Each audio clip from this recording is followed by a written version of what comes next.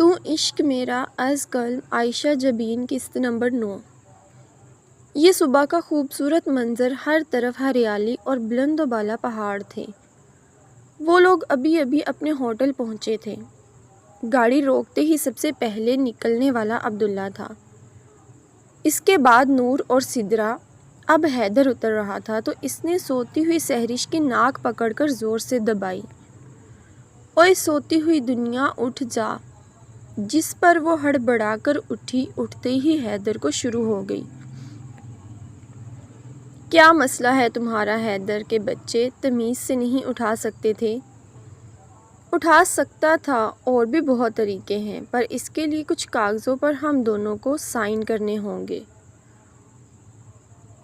اور رہ گئے حیدر کے بچے تو یہ میں تم پر چھوڑتا ہوں، جتنے تم چاہو۔ وہ مسکراتے ہوئے بولا، ایڈیٹ ہٹو یہاں سے، جانے تم سے بات کرنا ہی بیکار ہے۔ تمہارا دماغ خراب ہو گیا ہے۔ کب دیکھ رہی ہوں اچھی حرکتیں اور بکواس کرتے ہو ہر ٹائم۔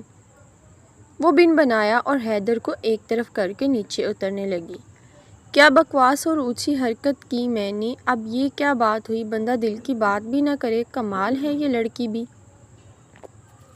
خود سے بول کر حیدر کندھے اچکا کر رہ گیا اور گاڑی سے اتر گیا۔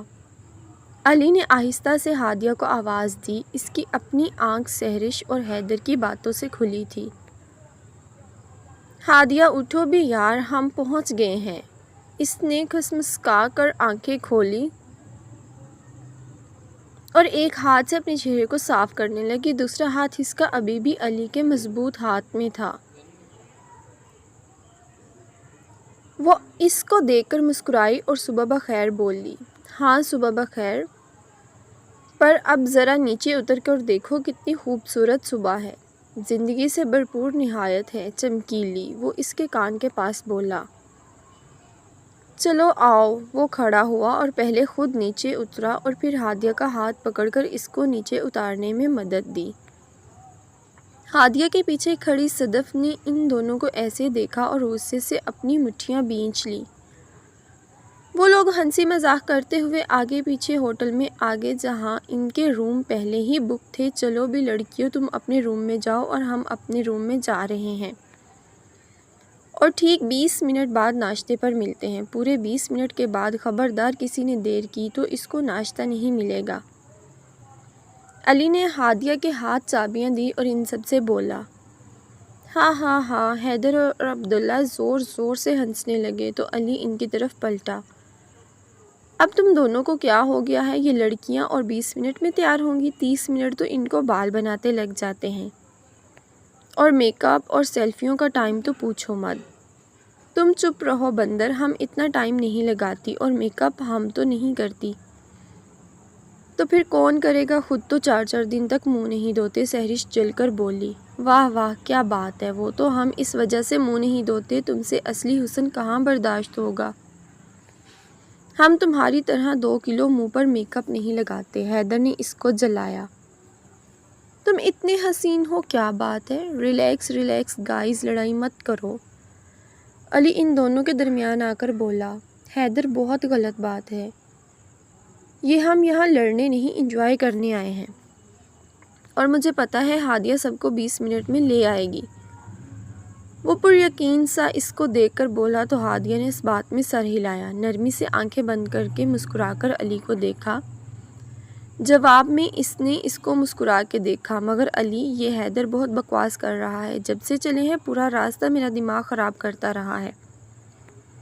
سحرش نے علی کو حیدر کی شکایت لگائی، جس پر حیدر گلا پھاڑ کر ہنسا۔ دماغ ہے بھی تو تمہارے پاس پہلے سے، یہ تو کنفرم کر لو میڈم۔ دیکھا دیکھا تم لوگوں نے، وہ چلائی۔ اچھا نا بس کرو، تم بھی فضول میں ڈرامہ کر رہی ہو، جانتی تو ہو اس کی عادت ہے مذاق کرنے کی۔ چلو اب جلدی روم میں نے علی کو 20 منٹ میں آنے کا بولا ہے، وہ سحرش کو سمجھاتے ہوئے بولی۔ تمہاری کیا بات، تمہیں تو علی کی بات کے آگے کچھ نظر نہیں آتا، حد ہے یار، تمہیں اپنی دوست کی کوئی فکر نہیں۔ وہ جھنجھلائی۔ تو چل بھائی یہاں سے، علی نے حیدر کو چلنے کا بولا، اور وہ دونوں ساتھ چل رہے تھے اور عبداللہ ان کے پیچھے چل رہا تھا۔ دیکھا تو نے علی، یہ لڑکی کتنی تیز ہے، کیسے مجھے غریب پر الزام لگا رہی تھی۔ جانتا ہے تو میں کتنا معصوم ہوں۔ کیا بات ہے، تو اور معصوم؟ مجھے سب پتہ ہے۔ جو سارا راستہ اس کے ساتھ تم کرتے آئے ہو۔ اس کی گردن میں بازو ڈال کر اس کو گھسیٹتے ہوئے بولا، اور وہ ہنستے ہوئے کمرے کی طرف چل پڑے۔ ان کے پیچھے صدف ان کا ہنستا مسکراتا چہرہ دیکھ کر جل بھن گئی۔ نور اور سدرا کے کہنے پر ان کے ساتھ کمرے میں جانے لگی۔ اس کے دماغ میں شیطانی پلان چل رہا تھا۔ ٹھک ٹھک ٹھک دروازہ بجا تو اس نے اپنا چہرہ صاف کیا۔ آ جائیں۔ کیا کر رہی تھی تم؟ مریم اس کے پاس آ کر بیٹھی اور اس کو گلے لگا کر گال سے گال ملا کر پیار دیتے ہوئے بولی۔ کچھ نہیں آپی، بس فری بیٹھی تھی۔ وہ جبراً مسکرائی۔ تو باہر سب کے ساتھ آ کر گل مل کر ویسے ہی بیٹھتی جیسے پہلے رہتی تھی۔ یوں اکیلے تو کبھی نہیں رہتی تھی پہلے، اب کیا ہو گیا؟ مریم اس کے چہرے کو دیکھتے ہوئے بولی، جو اب پہلے کی طرح نہیں تھی۔ کچھ ہی دنوں میں وہ کملاس سی گئی تھی۔ ہر وقت کی مسکان جو اس کے چہرے کا خاصہ تھی، اب وہ غائب تھی۔ اس کے چہرے پر زرد کی طرح کھنڈلائی تھی اور مصنوعی مسکان تھی۔ آپ ایسے ہی پریشان ہو رہی ہو آپی؟ کچھ بھی نہیں ہوا، سب ٹھیک ہے، میں بہت خوش ہوں۔ تم مجھے اپنا نہیں سمجھتی، تبھی یہ سب مجھ سے چھپایا تم نے۔ اگر آپ مانتی تو مجھے سب بتا دیتی، تم یوں تنہا بیٹھ کر رو نہ رہی ہوتی۔ یاد رکھو، ایک اکیلا ہوتا ہے اور دو 11 ہوتے ہیں۔ جو اکیلا انسان نہیں کر سکتا، وہ دو مل کر کر لیتے ہیں۔ میں نے رات تمہاری اور نجف کی ساری بات سن لی تھی۔ اب کچھ مت چھپاؤ، مجھے سب شروع اور تفصیل سے بتاؤ کیا ہوا تھا۔ تم تو بہت خوش تھی شادی کے لیے، اور علی بھی۔ نہیں آپی، علی خوش نہیں تھا۔ میں پہلے تو سمجھی تھی وہ مذاق کر رہا ہے، پر وہ حقیقت میں مجھ سے شادی نہیں کرنا چاہتا تھا۔ وہ خوش نہیں ہے میرے ساتھ آپی، وہ پل پل میرے ساتھ اذیت میں ہے، اور میں اس کے لیے کچھ بھی نہیں کر سکتی۔ آپی، میں بہت بے بس محسوس کر رہی ہوں، یوں خود کو، بلکہ مجھے اپنا آپ اس کا مجرم لگتا ہے۔ میں کیا کروں آپی؟ وہ بولتے ہوئے مریم کے گلے لگ کر زور زور سے رونے لگی۔ مریم نے اس کی کمر سے ہلائی اور اٹھ کر پانی جگ سے گلاس میں ڈالا اور اس کو اپنے ہاتھوں سے پلانے لگی۔ وہ پانی پی کر نم آنکھوں سے مریم کو دیکھنے لگی۔ خاموش ہو جاؤ میری جان، اور تسلی سے بتاؤ مجھے کیا ہوا تھا۔ وہ اس کے آنسو صاف کر کے بولی، اس دن آپ لوگ جب ابا اور اماں سے رشتے کی بات کرنے آئے تھے، آپ لوگوں کے جانے کے بعد علی آیا تھا، اور وہ مجھ سے بولا تم اس شادی کے لیے منع کر دو۔ میں نے اس کو کہا کیوں؟ وہ بولا بس جب میں بول رہا ہوں تو منع کر دو۔